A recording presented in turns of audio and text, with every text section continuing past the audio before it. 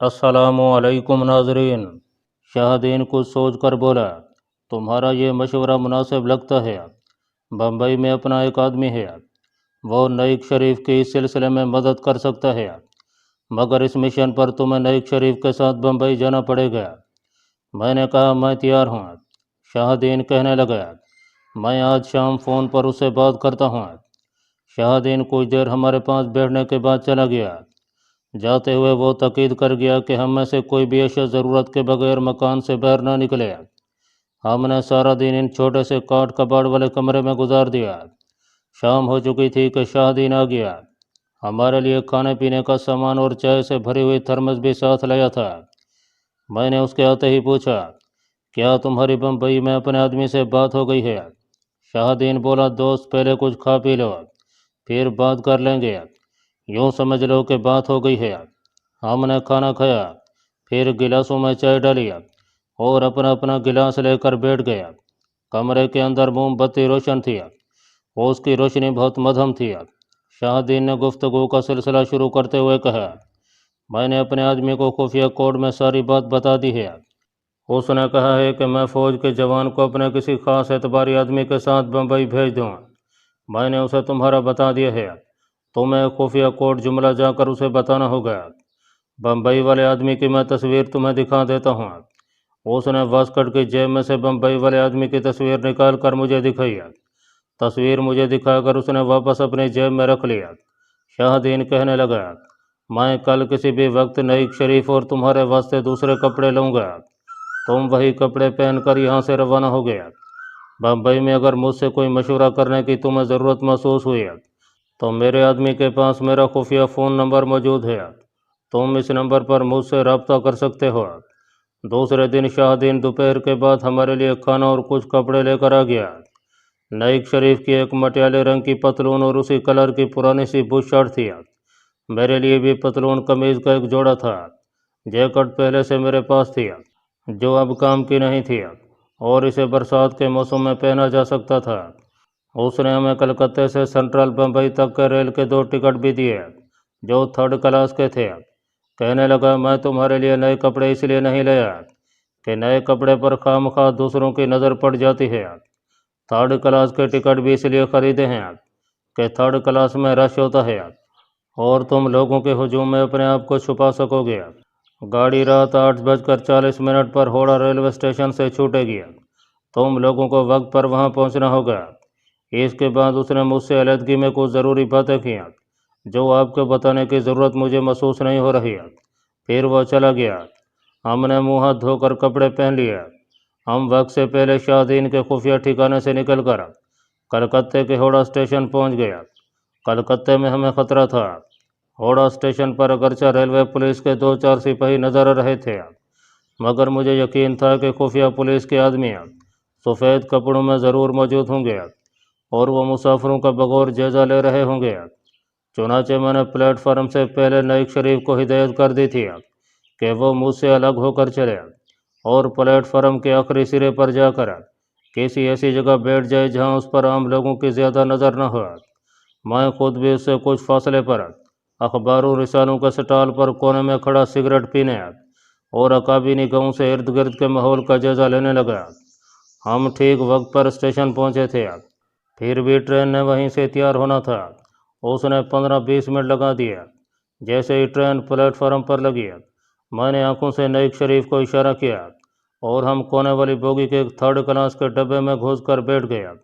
ہم ڈبے میں بھی ایک دوسرے سے دور ہو کر بیٹھے تھے، لیکن ایک دوسرے کے مقابل بیٹھے تھے۔ میں نے اپنے خفیہ ہتھیار زہریلے بال پوائنٹ کے بارے میں نعیق کو بالکل نہیں بتایا تھا، اسے بتانے کی ضرورت بھی نہیں تھی۔ یاد رکھیں، ایک اچھا کمانڈو اپنے راز اپنے ساتھیوں پر بھی ضرورت کے بغیر کبھی ظاہر نہیں کرتا۔ ٹرین ہوڑا اسٹیشن سے روانہ ہو گئی۔ یہ بڑا لمبا سفر تھا۔ ہندوستان کے ایک سرے سے دوسرے سرے تک جانا تھا۔ یہ 2 راتوں اور 1.5 دن کا سفر تھا۔ جب تک ٹرین اسٹیشن سے کافی دور نہیں نکل گئی، مجھے اپنے اور خاص طور پر پاک فوج کے جوان نعیق شریف کے بارے میں بڑی فکر لگی رہی۔ خدا کا شکر تھا کہ یہ خطرناک زون یعنی علاقہ نکل گیا اور ٹرین جمشید پور کی طرف تیزی سے دوڑتی چلی جا رہی تھی۔ اگر آپ یہ جاننا چاہتے ہیں کہ کلکتہ سے بمبئی کی طرف سفر کرتے ہوئے راستے میں کون کون سے بڑے شہر آئے تو سن لیجیے۔ ویسے تو کلکتہ سے بمبئی تک ریلوے کا ایک دوسرا روٹ جاتا ہے، مگر جس روٹ پر ہماری ٹرین جا رہی تھی اس ریلوے لائن پر جو بڑے بڑے شہر ہیں ان کے نام یہ ہیں۔ کلکتہ سے نکلنے کے بعد پہلے کھڑگپور آیا، اس کے بعد بڑا شہر جمشید پور آیا جہاں بنگال کی مشہور لوہے کی کانیں ہیں۔ جمشید پور کے بعد جو بڑے شہر راستے میں وہ اس ترتیب سے تھے: سندر گڑھ، بلاسپور، رائے پور، ناگپور، ردھا، کولہاپور، ساول، جلگاؤں، ناسک، دیولالی، کلیان اور بمبئی۔ یہ 2 راتوں اور 1.5 دن کا سفر تھا۔ ہم بمبئی دن کے 1 بجے پہنچے۔ اس وقت بمبئی میں بارش ہو رہی تھی، یہ برسات کی آخری بارشیں تھیں۔ پنجاب میں اس وقت سردی شروع ہو چکی تھی۔ بمبئی کے اسٹیشن پر اترتے ہی مجھے بمبئی میں گزارے ہوئے دن اور احمد آباد میں مینا کشی کے ہاں سوامی جی کے بھیس میں بسر کیے ہوئے دلچسپ، رومانوی مگر انتہائی خطرناک دن یاد آنے لگے۔ پھر یاد آ گیا کہ کس طرح میں نے احمد آباد میں مقیم اپنے آدمی کی مدد سے احمد آباد سے کچھ فاصلے پر انڈین آرمی کا دوارکا کا ایمونیشن اور فوجی ساز و سامان سے بھرا ہوا تباہ کیا تھا، مگر میں احمد آباد سے کافی دور تھا اور میرا حلیہ بھی کافی بدل چکا تھا۔ نعیک شریف کو میں نے اپنے ساتھ کر لیا تھا۔ اس نے پوچھا، ہمیں رات یہاں گزارنے کے لیے بندوبست کر لینا چاہیے۔ اس کا خیال تھا کہ ہم اسٹیشن کے پاس کسی چھوٹے سے ہوٹل میں کمرہ لے کر رہیں گے، مگر میں اس کے خلاف تھا۔ ایسی جگہوں پر CID کے لوگ اکثر منڈلاتے رہتے ہیں۔ میں نے اسے کہا، ابھی اس کی ضرورت نہیں ہے، ہمیں سب سے پہلے یہاں اپنے جاسوس سے رابطہ کرنا ہے۔ کسی جگہ کا انتظام ہم اس سے مشورہ کر کے کریں گے۔ میں بمبئی شہر کے علاقوں سے واقف تھا، اگرچہ اس شہر کے سارے بازار میرے دیکھے ہوئے نہیں تھے۔ بمبئی بھی بہت بڑا شہر ہے اور کئی علاقوں میں تقسیم ہو گیا ہے۔ کسی کا نام دفتر ہے، کسی کا نام پریل ہے تو کسی کا متنگا اور اندھیری ہے۔ آج کل بھارت کے زی چینل پر ایک پروگرام ہوتا ہے جس میں حصہ لینے کے لیے وہاں کے لوگوں کو اس کا ایڈریس بتایا جاتا ہے۔ اس ایڈریس میں اندھیری کا علاقہ بتایا جاتا ہے۔ میں یہ نام سنتا ہوں تو مجھے اپنی کمانڈو لائف کا ہنگامہ خیز اور ایمان کے جذبے سے بھرپور زمانہ یاد آ جاتا ہے، جب میں اپنے طور پر محض پاکستان سے محبت یا پاکستان کی سلامتی یا کشمیری مسلمانوں کی جنگ آزادی میں اپنے کشمیری مسلمان بھائیوں کے شانہ بشانہ جہاد کرنے کے جذبے میں سرشار ہو کر ہندوستان کا بارڈر کراس کر گیا تھا۔ بہرحال یہ یادیں میری زندگی کا بڑا قیمتی سرمایہ ہیں اور میں اس سرمایہ اور اس یادداشت کو اپنے قارئین کو سناتے ہوئے پاکستان کی نئی نسل کے سینے میں منتقل کرنا چاہتا ہوں، تاکہ پاکستان کی نئی نسل پاکستان کی خاطر ان کے آباء و اجداد نے جو خون کی قربانیاں دی تھیں ان سے آگاہ ہو سکے اور اسے پاکستان کی قدر و قیمت کا اندازہ ہو۔ بمبئی میں اپنا جو خاص آدمی خفیہ طور پر کام کر رہا تھا، میں اس کا اصلی نام اور پیشہ نہیں بتاؤں گا اور وہ جگہ بھی نہیں بتاؤں گا جہاں وہ رہتا تھا اور کام کرتا تھا۔ آپ اس کا کوئی بھی فرضی نام رکھ لیں، چلیے نادر خان رکھ لیں، اور یہ سمجھ لیں کہ وہ بمبئی کے کسی محلے میں پراپرٹی ڈیلر کے طور پر کام کرتا تھا۔ مجھے شاہ دین نے اس کا پورا پتہ بتا دیا تو میں اور نعیک شریف نے بمبئی کے سینٹرل اسٹیشن سے نکلتے ہی بارش میں بھیگتی ہوئی ایک ٹیکسی پکڑی اور اپنے آدمی نادر خان کے پاس پہنچ گیا۔ وہ ایک گنجان بازار کی چھوٹی سی گلی میں ایک تنگ سی دکان کے اندر بیٹھا اخبار پڑھ رہا تھا۔ میں نے نعیک شریف کو باہر ہی کھڑے رہنے دیا اور نادر خان کے پاس جا کر سلام کیا اور کہا کہ مجھے بمبئی میں کرائے کی کوٹھی چاہیے۔ وہ کرائے پر عمارتیں، فلیٹ اور کوٹھیاں بھی دلوانے کا کام کرتا تھا۔ اس نے اخبار سے نظریں اٹھائے بغیر آہستہ سے کہا، کتنا کرایہ دے سکتے ہیں آپ؟ میں نے اس کے جواب میں خفیہ کوڈ کا وہ جملہ بول دیا جو شاہ دین نے مجھے بتایا تھا۔ نادر خان نے خفیہ کوڈ کا جملہ سنتے ہی نگاہیں اخبار سے ہٹا کر میری طرف گھور کر دیکھا۔ وہ یہ دیکھنے کی کوشش کر رہا تھا کہ شاہ دین نے فون پر اسے جو میرا حلیہ بتایا تھا کیا میرا وہی حلیہ ہے۔ جب اسے یقین ہو گیا تو اس نے مزید تصدیق کے لیے خفیہ کوڈ کا ایک لفظ بولا۔ شاہ دین نے مجھے اس کے جواب میں بولنے والا لفظ بھی بتا دیا تھا۔ میں نے تو نادر خان کو دکان میں داخل ہوتے ہی پہچان لیا تھا، اس کی تصویر میں نے شاہ دین کے پاس دیکھی ہوئی تھی۔ جب میں نے اس کے کوڈ کے جواب میں خفیہ کوڈ کا لفظ بولا تو اس نے اخبار کو پھر سے پڑھنا شروع کر دیا اور میری طرف دیکھے بغیر آہستہ سے پوچھا، نعیک شریف تمہارے ساتھ ہی ہے؟ میں نے کہا، ہاں، وہ دکان کے باہر کھڑا ہے۔ نادر خان نے اخبار میز پر رکھا، میز کی دراز کھول کر کاپی باہر نکالی اس के एक सफ़े पर कुछ लिखा और कागज़ कापी से अलग करके मुझे देते हुए कहा, इस जगह पहुंचकर मेरा इंतज़ार करो, मुझे देर हो जाए तो तुम लोगों ने वहाँ से कहीं नहीं जाना, अब जाओ। मैंने कागज़ को पढ़ा भी नहीं था और उसे तय करके जेब में रखा और दुकान से उतरकर गली में आ गया। नईक शरीफ एक तरफ बिल्डिंग की दीवार के साथ खड़ा मेरा इंतज़ार कर रहा था। मैंने उसे इशारा किया, वो मेरे पीछे पीछे चलने लगा। गली से निकलकर हम बाज़ार से गुजरने लगे। नईक शरीफ मुझसे एक कदम पीछे चल रहा था। बाज़ार जहाँ ख़त्म हुआ था वहाँ से जो सड़कें दाएं बाएं निकलती थीं, यहाँ एक तरफ जानवरों के पानी पीने का हौज बना हुआ था।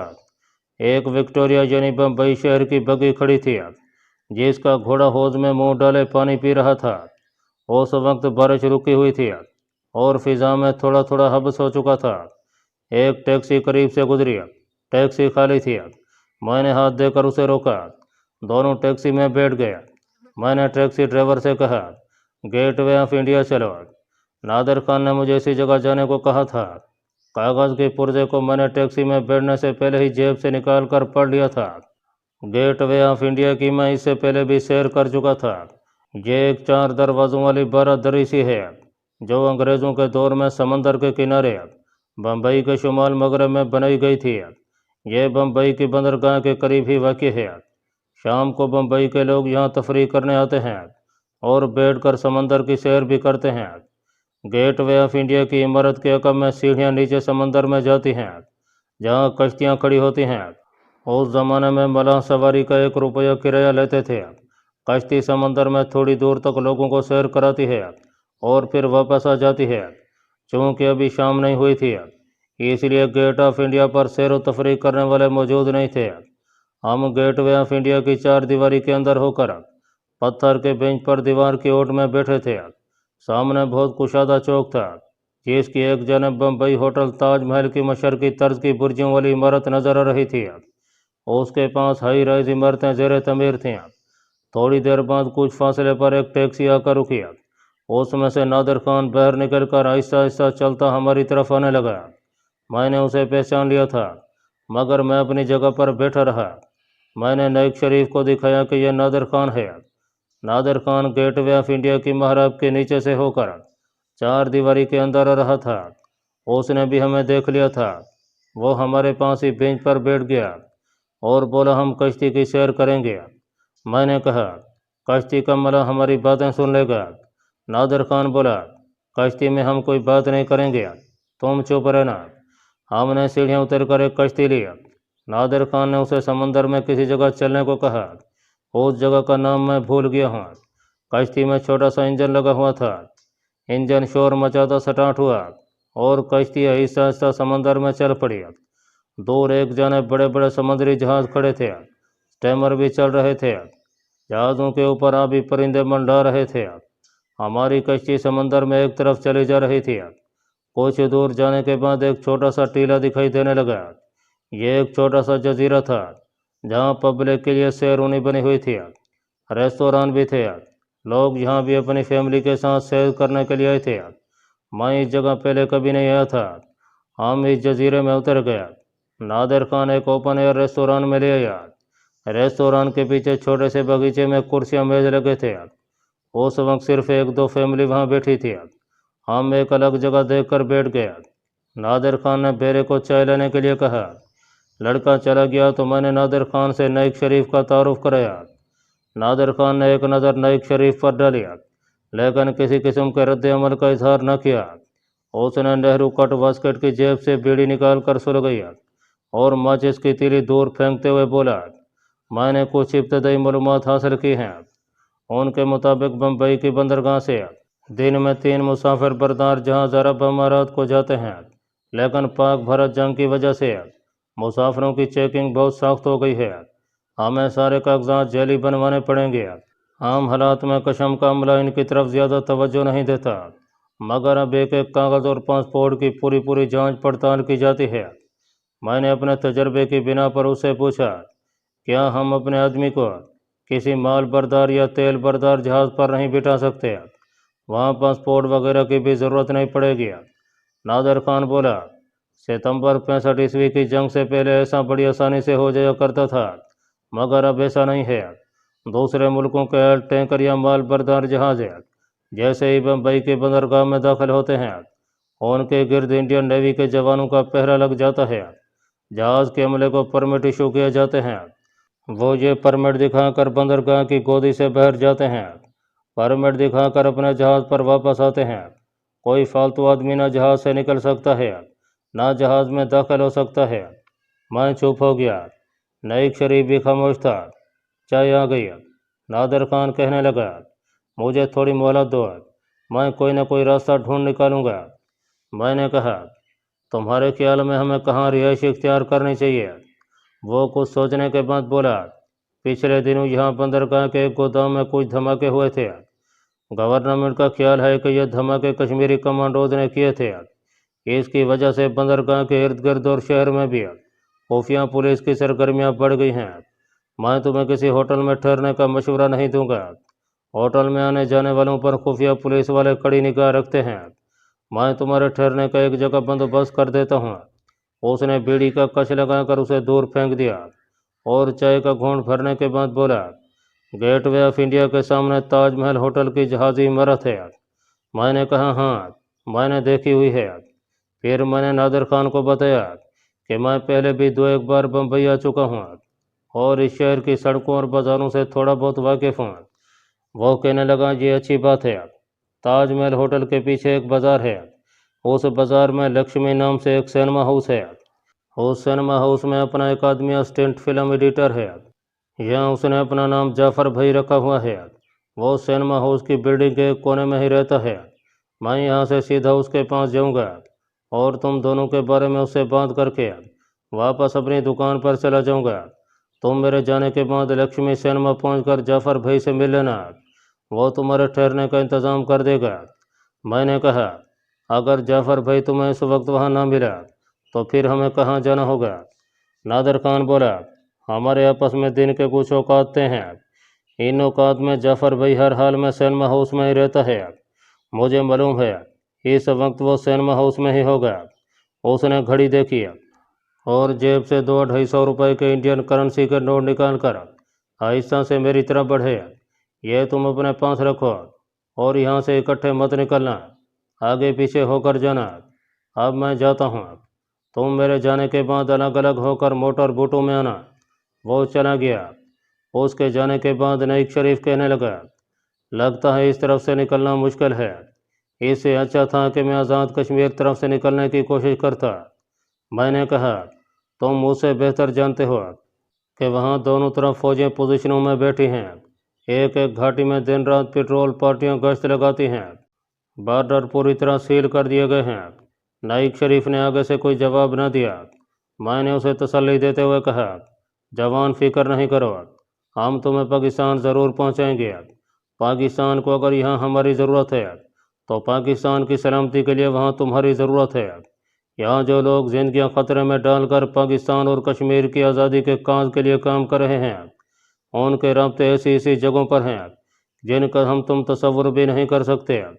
मैंने उनके कारनामे देखे हुए हैं। तुम्हारा इधर ही से पाकिस्तान जाने का इंतज़ाम हो जाएगा। पहले मैं जाता हूँ। मेरे जाने के बाद तुम दूसरी कश्ती या मोटर बोट में रवाना हो जाना। मैं गेटवे ऑफ इंडिया में उसी जगह बेंच पर बैठा तुम्हारा इंतज़ार करूँगा। जब तुम आओगे तो मैं वहाँ से ताजमहल होटल की तरफ चल पड़ूँगा। तुम थोड़ा वक्फा डालकर मेरे पीछे आ जाना। अल्लाह मालिक है। यह कहकर मैंने चाय के बिल की रकम वहीं मेज़ पर रख दिया और उठकर समंदर की तरफ चलने लगा। छोटी कश्तियाँ और मोटर बोटें वहाँ से चलती ही रहती थीं। एक मोटर बोट मुझे लेकर रवाना हो गई। गेटवे ऑफ इंडिया की सीढ़ियों के पास ही मैं कश्ती से उतरा और ऊपर चार दीवारी के अंदर बेंच पर बैठ गया। मुझे वहाँ से समंदर साफ नजर आ रहा था। कुछ देर बाद एक दूसरी मोटर बोट आकर वहाँ ठहर गई। उसमें 3-4 सवारियाँ थीं। उनमें हमारा जवान नईक शरीफ भी था। जब वो ऊपर आया और उसने मुझे देख लिया तो मैं उठकर गेटवे ऑफ इंडिया की इमारत से निकलकर ताजमहल होटल की तरफ चल पड़ा। चौक बहुत बड़ा था। उसमें कई सड़कें चलती थीं जिन पर ट्रैफिक जारी थी। एक जगह सिग्नल की बत्ती पर मैं रुक गया। मैंने पीछे मुड़कर देखा। नईक शरीफ आहिस्ता आहिस्ता चला रहा था। मैं सड़क क्रॉस कर गया। सामने ताज महल होटल की अजीम उशान मुगल तर्ज तामीर की इमारत थी। ताज महल होटल के पीछे एक लंबा बाजार था। उसी बाजार में आगे जाकर लक्ष्मी सिनेमा हाउस था। नईक शरीफ बड़ा अक्लमंद जवान था। सिनेमा की लॉबी में दाखिल होने के बाद उसने मुझसे कोई बात नहीं की थी और दीवार पर लगी हुई फिल्म की तस्वीरें देखने में मसरूफ़ हो गया था। मैंने सिनेमा के एक मुलाजिम से जाफ़र भाई के बारे में पूछा। उसने एक तरफ इशारा करके कहा, इस बाजू में आगे गली में उसका चाली है, यानी बगल में एक गली है जहाँ जाफ़र भाई का कमरा था। मैंने एक निगाह नईक शरीफ पर डाली और सिनेमा हाउस की बगली गली में मुड़ गया। यहाँ सिनेमा के किसी पुराने फिल्म के बड़े बड़े बोर्ड दीवार के साथ खड़े थे। एक तरफ 2-3 कोठरियों के दरवाजे थे जो बंद थे। एक कोठरी के बाहर एक आदमी सिगरेट पी रहा था। उसकी उम्र ज़्यादा नहीं थी मगर नौजवान भी नहीं था। पुरानी सी पतलून और मैली सी कमीज पहनी हुई थी। माथे के आगे से सर के बाल उड़ने शुरू हो गए थे। रंग खिलता हुआ था। वो मेरी तरफ और मुझसे 3 कदम पीछे आते हुए नईक शरीफ की तरफ बड़े गौर से देख रहा था। मैंने उसके पास जाकर कहा, जाफ़र भाई कहाँ मिलेगा? वो खामोशी से मुझे देखता रहा, फिर सिगरेट नाली में फेंका और बोला, अंदर आ जाओ।